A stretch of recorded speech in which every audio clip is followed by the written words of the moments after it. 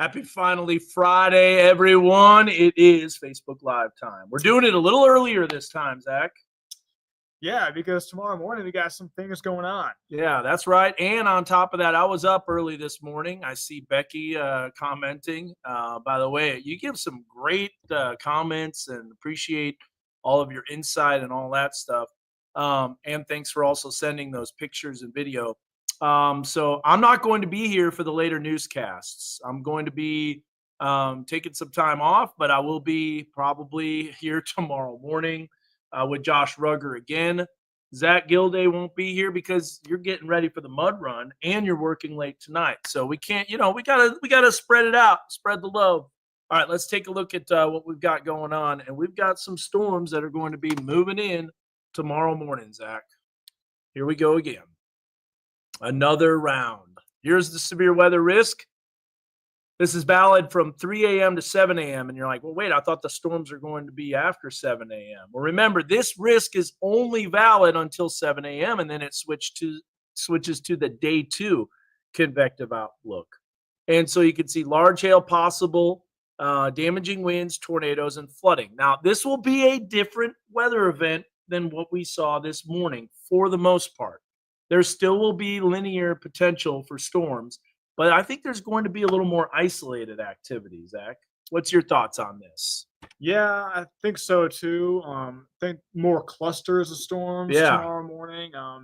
This morning we had a classic QLCS type deal.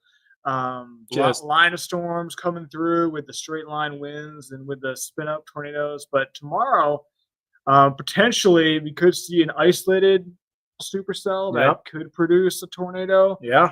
The dynamics look to be there once again. We have some parameters to show you. We have a risk.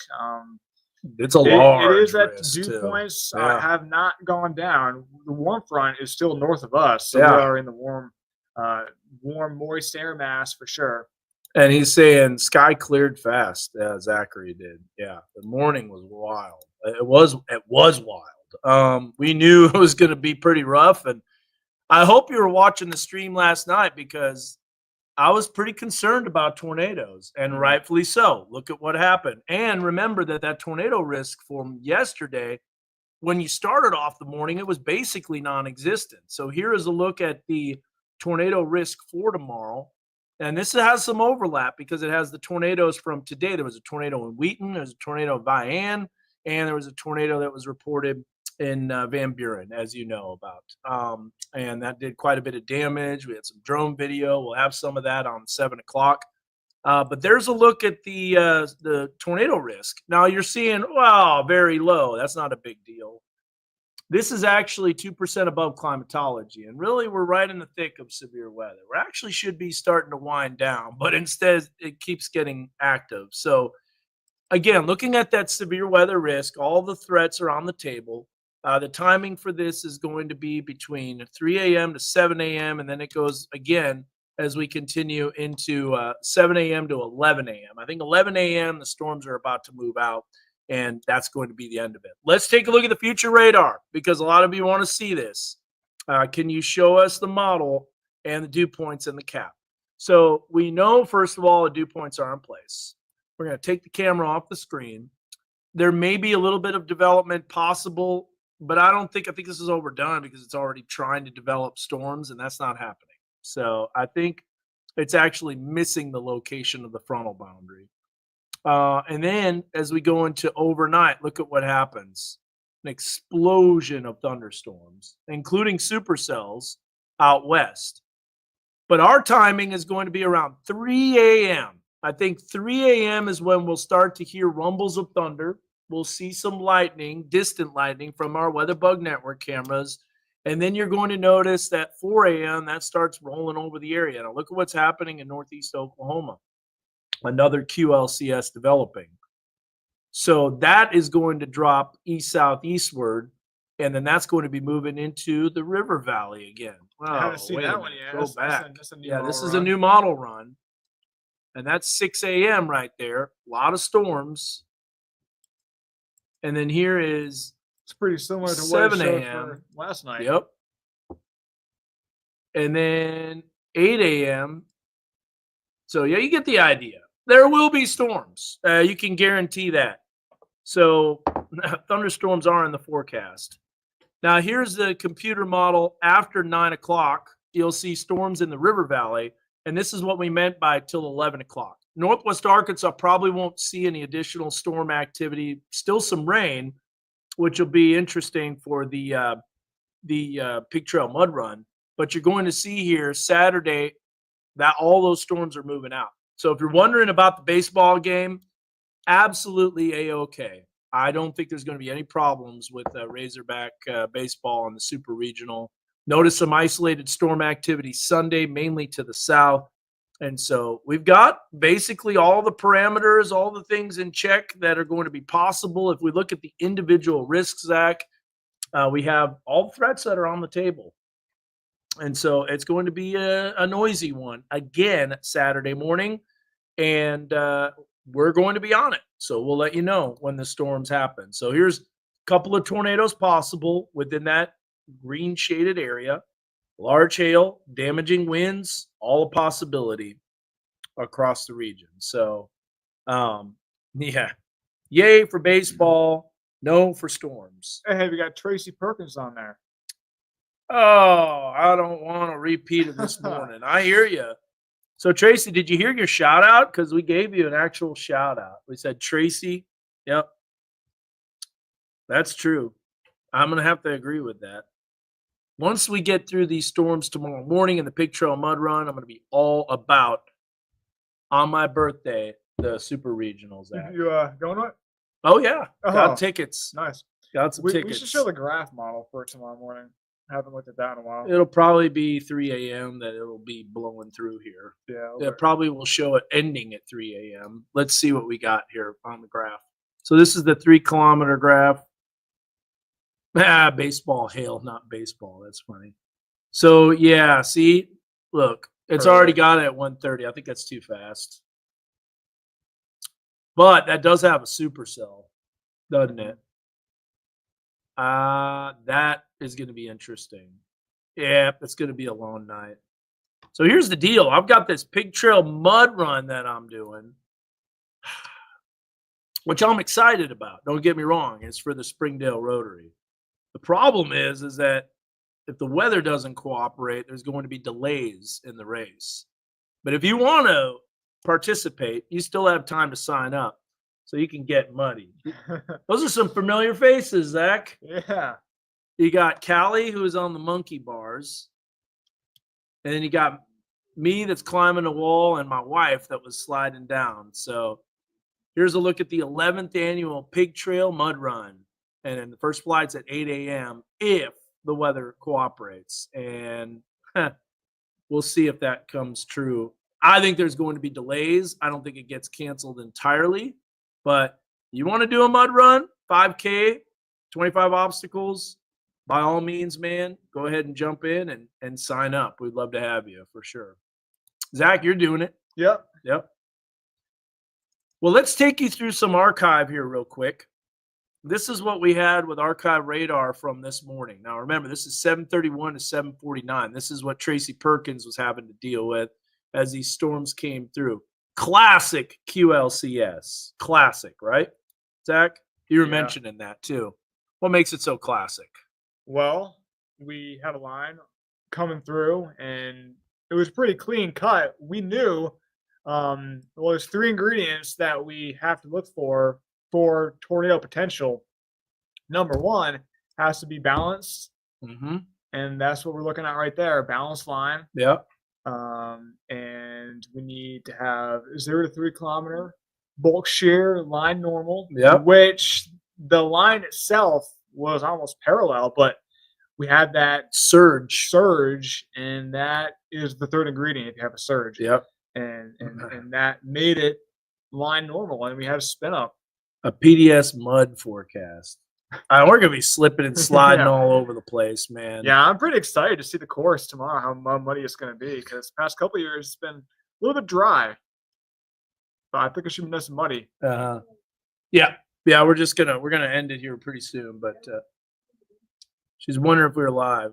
Kate, you want to get in here on the live? We'll show someone else. Come on in here. We got someone else that's Pig Trail Mud Run ready. Yep. And so this is Kate right here. Hello. What's up, Kate? Hello. So Kate is going to be participating in the Pig Trail Mud Run. You pretty excited about that? Yeah, pretty pumped. Kind of early in the morning, but. Now, this is one of our production assistants here. So she does audio. You do camera work.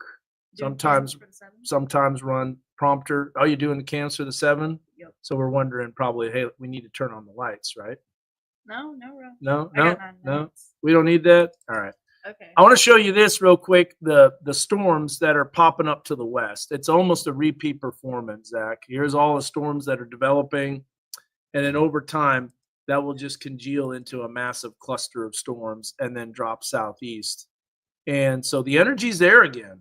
We got all the ingredients that are in place. Let's look at the water vapor, zonal flow, another disturbance that's coming through. Look at that. That is a true Baja blast. Just an absolute true Baja blast. And what we mean by that is that energy is coming right from Baja. Look at that, moving in, and then boom, thunderstorms erupting. Man. Models really struggle with this too. And now look at this. Here's that cluster of storms that are moving east. Those are developing, and then those eventually drop southeast. Now, here's what I want to do. I want to take the HRRR. We're going to look at the wide view. Okay. Go through this. Go to local, regional. And look, here's the storm development, and then watch what happens over time. Just like this morning, storms congeal and form into a huge cluster of storms.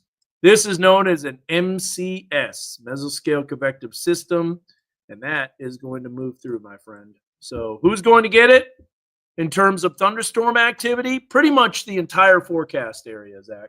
Oh, I think so. Yep. We got a 90% chance of precipitation. I'm so tired of it, too. I'm tired that this weekend's going to go a little bit longer. I think the past 2 Fridays, there was overnight MCS. Yeah, the last Friday, I wasn't a part of it. Yeah. You were. And Peyton. And then there was another overnight MCS Friday the week before, because that was at my dad's celebration of life. Yeah, and the week before, I didn't even remember. Probably there was. Yeah. Boom goes the dynamite, says Turd Ferguson. All right. Well, I love that guy. And boom goes the dynamite. So literally, boom goes the dynamite. Watch this zoomed in here. I don't really buy those isolated cells out ahead of it. There's the storms moving in. QLCS tornado potential. We'll be on it like a fly on stick paper, man. And then after that moves out, we're all good. Let's look at the 4-kilometer graph. We only looked at the 3, Zach. Let's look at the 4. We're going to zoom in. Oh, grass seed. You're ready to go. Yeah, we do have to mention the flooding potential too, because I think the flooding potential is going to be a real threat. Even more so than this morning. Now, what is this garbage?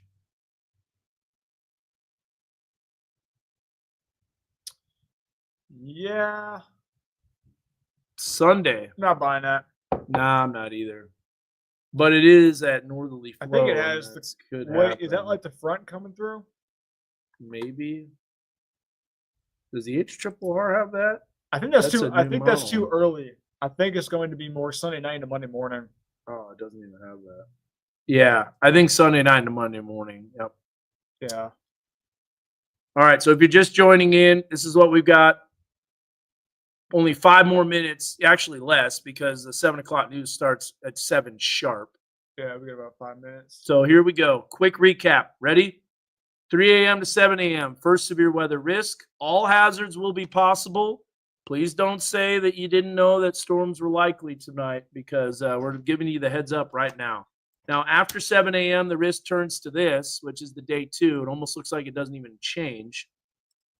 But that's because we're on the periphery of basically overlapping risks. We showed you the computer model forecasts. You already saw that. Let's go to the timing to give you an idea of that. Here's a look at the timing. Notice how it drops off Saturday afternoon, but really ramps up Saturday morning. This is before sunrise. River Valley forecast shows that as well. Storm chances likely. So if you haven't already, download our Weather Authority app. We're going to push when we go live. This will give you instant weather alerts, interactive radar, send pictures and video. And while that's great, and you can get that information from our Weather Authority app, we also have Weather Call Next Gen. And if you haven't signed up for this, this is definitely the time to do this, folks. Weather Call Next Gen, here is the QR code for it. It is a service, just to let you know. It's $1 per month. If you want to get lightning, it's $15 for the year. So a little over $1 a month. Either way, this is so helpful because it's hyper local, and it only gives it if you're within the polygon. Now you can also set it where it gives you severe weather watches, but you're in, obviously you'll be in a polygon because it's a large area. But tornado confirmation calls, people in the River Valley, if you had Weather Call Next Gen, you'll know that tornadoes could be happening and then they get upgraded to confirm, kind of like what happened in the River Valley. Notifications for storms and hurricane force winds, golf ball size hail, and calls to landline phones. How important is that? So scan that QR code, get signed up, and it's a great service. And I'm telling you, it'll put your mind at ease because now you'll think, am I in the warning? Am I not in the warning? This will let you know. Yep. Yeah, and it's fast. It's really fast. It's great to have multiple ways to receive warnings. Yep. That's why. Because one might not work, Yep. Especially some of the other free services like, I've heard Code Red has some issues. BC Alert has had some issues. All of them have had issues. So, and the flood watch, it is in effect until 1 p.m. and it does cover our entire weather coverage area. And so here is a look at the flood watch that's in effect, Zach, 1 a.m. to Saturday, 1 p.m. And then finally, one last look at the Weather Prediction Center precipitation forecast. Let's see what we've got here. And then that's what we're going to end with. 2 to 5 inches. Let it load, and then that will be the last graphic, Zach. There it is. So that is about 2 to 5, and then you can see heavier rain down to the south. Localized, maybe 3 to 4, up to 5. Yeah. You thought when you were doing a magic trick with your pocket square. Zach is magic, man. All right, we're 1 minute out. I'll tell you what, I'll leave this on to watch Zach's first forecast. Do you need weather 2? Oh, yes, sir. Okay. Weather 2. And I think we're starting with Doug, but are we? First weather? Yeah. Yeah, let's not do that one. Let's do which one? Oh, yeah. Okay. Probably do Rogers. Or do you want Elma? Yeah. Let's see what Elma looks like. Wait, go to UPS. Let me see that. Yeah, let's Doug first. Okay. It is tossed to me. For a minute? Is that what it is? Yep. So you're not right off the top. So you want Elma? Or what do you want? That's fine. Oh, how about Miss Laura's? Miss Laura's looks good. Miss Laura's looks real nice. Yeah. Watch. Oh, I'm so sorry.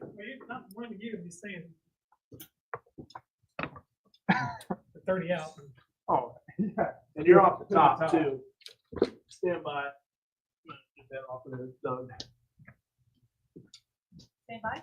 1, 2, What happened birthdays? 4, 5, 6.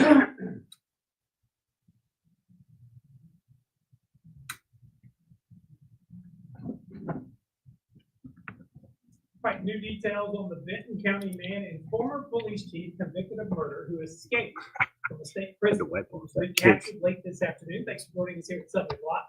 I'm Ben Warner. We're told to Zach here in just a bit. By the way, Grant Harden has been captured. In case you didn't know, U.S. Border Patrol out of Texas, tracking dogs picked up a scent in that area, and Harden was taken into custody just before 4 this evening. Governor Sanders released a statement that reads in part, Arkansans can breathe a sigh of relief because violent criminal Grant Harden is now in custody I am grateful for local, state, and federal law enforcement. Former Eureka Springs Police Chief Earl Hyatt was Hardin's boss during the 1990s. He's never minced words about how Hardin should have never entered law enforcement due to his behavior. We spoke with him a while ago following Hardin's recapture. I'm relieved because he's a dangerous and violent individual. And, you know, my wife and I are both relieved that he is in custody, captured, and going back where he belongs and probably won't get back out, I hope. The minute we learn new details, we'll share it with you here on air and online at knwa.com. Well, the cleanup well underway after this morning's powerful storms, including a tornado in the River Valley. We'll hear from one of those hit the hardest by that tornado in just a moment. A good look there from the air. But we've got another round of rough weather on the way. We're joined by meteorologist Zach Gilday with a preview of that. Zach? Hey, Doug. Yeah, it's been a very active forecast. And believe it or not, storms are back overnight. Here is a view behind me. It's all quiet right now. So those storms were this morning. Here is a force fifth view behind me. The camera, I think it might have just went down. Or there it is, back up right now. Mid-80s, so it is warm. It is humid. The warm front is north of us. So we are in that warm, humid air mass. We can see that frontal boundary right there. Now to our west, we're tracking storms firing up over Kansas, Oklahoma, Texas panhandles. And just like last night, those will eventually move in. And here is a massive slight risk for severe weather. It does include pretty much the whole state of Arkansas. And breaking down the hazards, once again, all hazards are on the table for the overnight. I think when compared to last night, the storms will be a little bit earlier. Tornadoes, it is very low, but it is not zero. Large hail, damaging winds, those will be factors overnight tonight into early Saturday morning. Here's that day planner.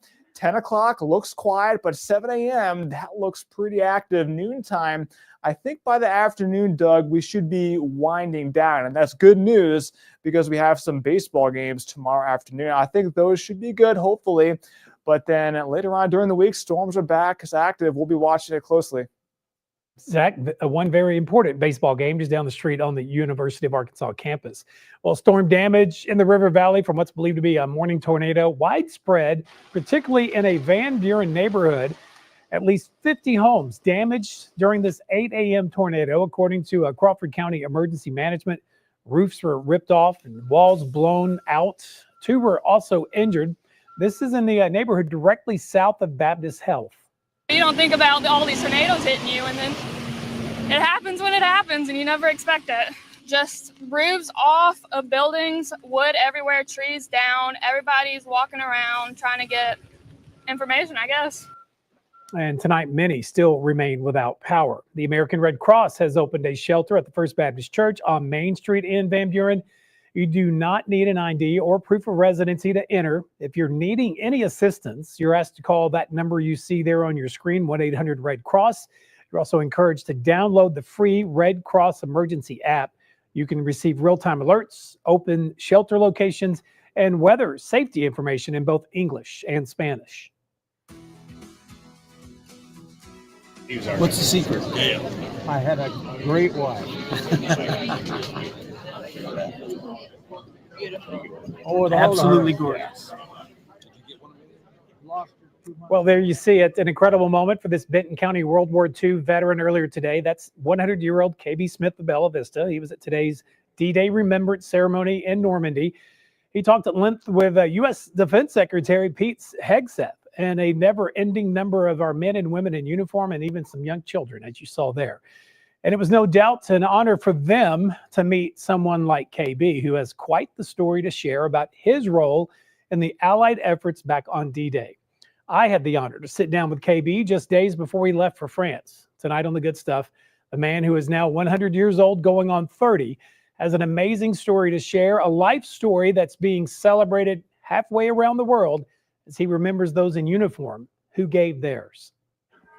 The wife and I used to sit in here and discuss our plans. There aren't many days World War II veteran KB Smith finds himself just sitting at home. Oh, I think it's kind of like going through a photo album and over the years. But when he does, I think because of the pictures, and it just gives me a sense of well-being. his sweet spot sitting behind his desk with his incredible life on full display. I flew for the Civil Air Patrol from 70 to 98. He was once a pilot, a deputy. We met on a blind date in December 1st of 1950. And married to his Nebraska Cornhusker sweetheart, Sue. I think she was elected goddess of agriculture, and who he lost just months ago. She took good care of me, and we had 73 good years together. Just like she did a year ago when they both attended the 80th annual D-Day remembrance of the Allied forces' attack on the Germans on the beaches of France. On D-Day, I was 6 days into my 19th birthday.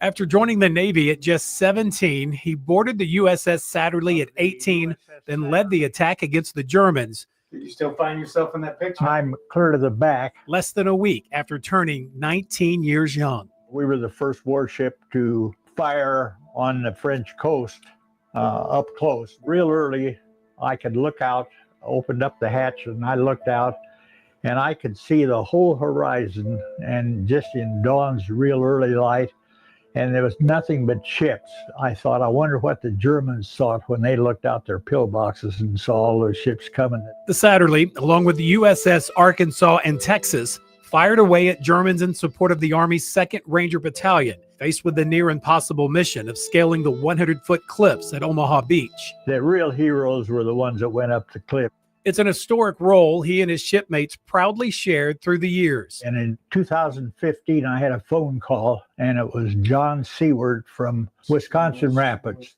And that includes a fellow shipmate he reconnected with 70 years after they helped liberate France. He had kept track of a lot of the sailors that were on board, and I had too. And over the years, we narrowed it down to 2. The only 2 crew members still alive during last year's D-Day remembrance. And then in August of last year, we went up to his funeral. Leaving only KB now to share the stories of the Satterley. It's been fulfilling, I'll say that. Yeah. So on the day before his 100th birthday earlier this week, KB once again hopped on a plane to Normandy, France. We'll try to wake him up and celebrate halfway through the flight to Paris. And along with close friend Chuck Hammocky, KB was welcomed back by an all-new extended family, the son of his Satterley shipmate, John Seward.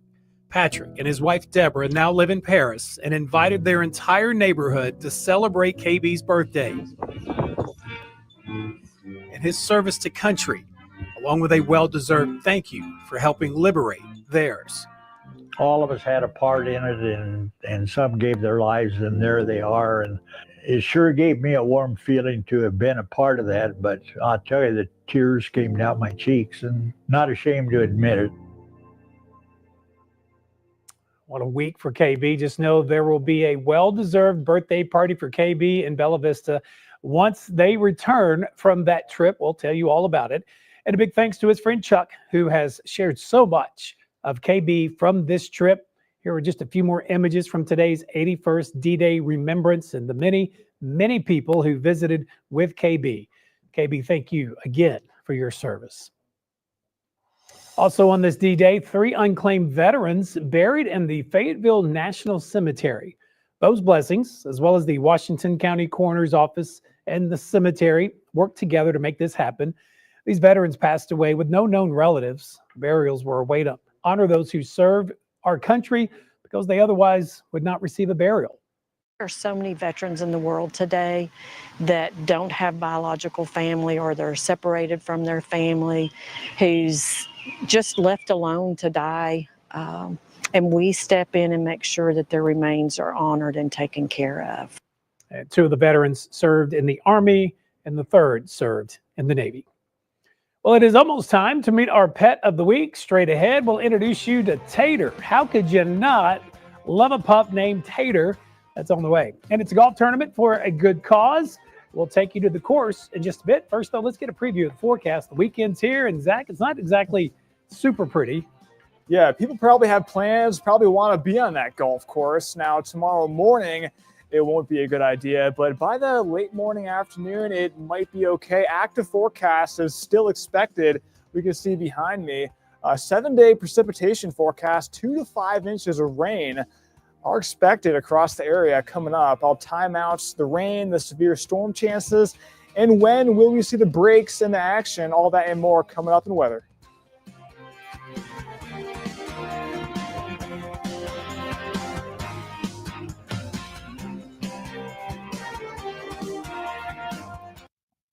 All right, guys, so that's the newscast. We're in a commercial break right now. We were showing KXNW News at 7, and we are just about ready to be done with, how about that? Watching Dan watch the live stream from the live stream like the weather inception. Now, that's funny. I'm watching the live stream. That's so funny. I was in the background. That is so funny. I love that. That is hilarious. Yeah. That is funny. Confirmed tornadoes, by the way, in Cimarron County and Oklahoma Panhandle. Wonder if they're on that. And then also another tornado warning in Hockley County, Texas. You know that area, Zach.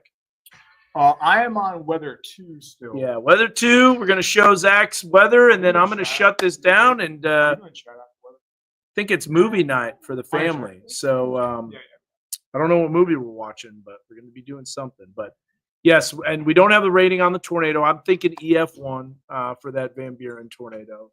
I'm thinking EF1 for the tornado that touched down in Vian. We don't have the information on that either. But McKee definitely has some damage around it. We haven't heard much about it, but there's pictures, there's video of that tornado touching down. So Zach has all your information, kind of like what we went through, a little bit more in a presentable format instead of us just kind of blubbering over it, if you will. Yeah. Was there a tornado in Cassville? There wasn't a tornado in Cassville, but there was in Wheaton. And Wheaton is in western Berry County. And so that's the storm that had that tornado possible. It never did have a tornado warning, but shows you how those tornado possible tags, storms can develop.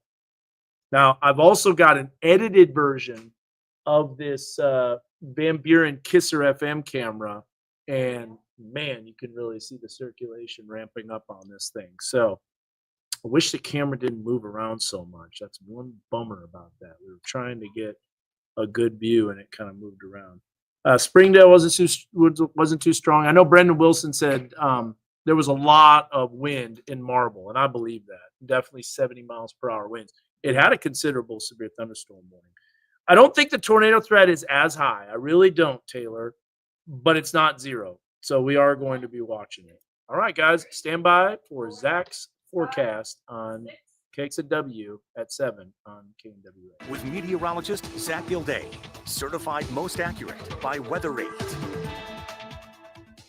It's been a very active forecast stretch for us, and it's quiet now, but things are going to be changing. If we can go to weather 2, Dan, and maybe start off the show here for me, because we kind of clicked off of it. But yeah, we do have a time lapse from earlier this morning at midnight. So we saw this line of storms come through. Here was 6 a.m. Not a good time for these storms, because that was during rush hour. That strong line of storms moved through. We had multiple severe storm warnings up and down that line, even a few tornado warnings, and a couple of confirmed tornadoes. Zooming in, Sequoia County area, that is the Vian area just along Interstate 40. Radar data showed a debris signature around 6:55 a.m. Farther east in the Van Buren area, another debris signature was shown around 7:50 in the morning, and the impacts were seen. There was some damage, a couple of injuries. Hopefully they are okay. Here's archived radar data from 7:31 a.m. this morning to 7:49. Here's the reflectivity. We can see that surge, and here is that circulation, that storm relative velocity clearly shown moving into the Van Buren area. That was that tornado on radar. And here's a camera, Kisser FM, looking to the south, and we can see that lightning strike right there. There's the inflow moving in towards the storm, and there's the circulation. That's the tornado right there, clearly shown from our Kisser FM tower in Dripping Springs. Great camera, shows a lot, and the resolution is very good as well. So we're not yet done with that rain. We had that rain this morning. Flood watch is still in effect through 1 o'clock tomorrow afternoon. Rain amounts up to maybe over 3 inches of rain, and on top of the rain, we've already seen that could produce some issues for us. Here is a view from Lincoln. Looks nice, feels good. It is warm, it is humid. Fayetteville 81, Fort Smith 86 degrees right now. And here is the 2-day precipitation forecast. Notice how it's going up a bit earlier than last night, really peaking around 3 to around 7, 8 a.m. I think that's the best chance for severe weather. Beyond that, chances for activity will drop off during the late morning, and then during the afternoon, only a 20% chance. So I think by the afternoon, it should be pretty good. River Valley, I think there might be a better chance for a stray storm towards the afternoon, but I think your Saturday afternoon, evening, I think it looks pretty good. But this doesn't look good. We have the molds in the very high range, all that moisture that we've had. If you have allergies, it's probably the molds. Grasses are high too, trees, weeds, not as bad, but the allergens are acting up. And this frontal boundary is still in place, and that will be the focus for some more chances for rain. Further west, we have those storms firing up. Right now it's quiet. Here is the risk for overnight. We have a slight risk for severe weather. All hazards are on the table. We can see a 2 out of 5 risk, and here is the risk after 7 a.m. So we're kind of in between these day 1, day 2. The transition happens at 7 a.m. So here's 7 a.m. to around 11 a.m. Still expecting severe storms mid to late morning. Here's the future tracks showing maybe a stray storm this evening. I think that's overdone. Here's midnight, looks pretty quiet. Heading towards 3 o'clock in the morning, here's when the storms move in. Looks kind of eerily similar to what happened this morning. I think maybe the potential for those spin-ups will be a bit less, but we're going to be watching it. That looks active heading into the afternoon. A little break in the activity, I think that will be seen, but maybe Sunday night into Monday, we could be seeing a few more storms. Here is a parameter, the significant tornado parameter. Just like last night, that looks to be making a return. And that's why we really have to pay close attention, be weather aware tomorrow morning. And we do not want these storms because we have the Pig Trail Mud Run. We could use the rain, but not the storms. We got the baseball icon for Saturday afternoon. Sunday, mid-80s, maybe some more storms Monday. A little break Tuesday, Wednesday, but getting active towards the end of the week. Doug, it's been an active forecast stretch, and I don't think that's coming to an end for the time being. Yeah, the concern, I guess, the severity of storms in the morning did kind of look similar with what we experienced today. You know, that area of 412, that corridor, then of course the River Valley. So it's pretty similar setup. Frontal boundary to our north. We have the dew points mid 70s again, and then we have the storms to our west moving in. We'll be watching it. All right, thank you, Zach. When we come back, you get to meet Tater. We'll tell you how you can take Tater home. That's next.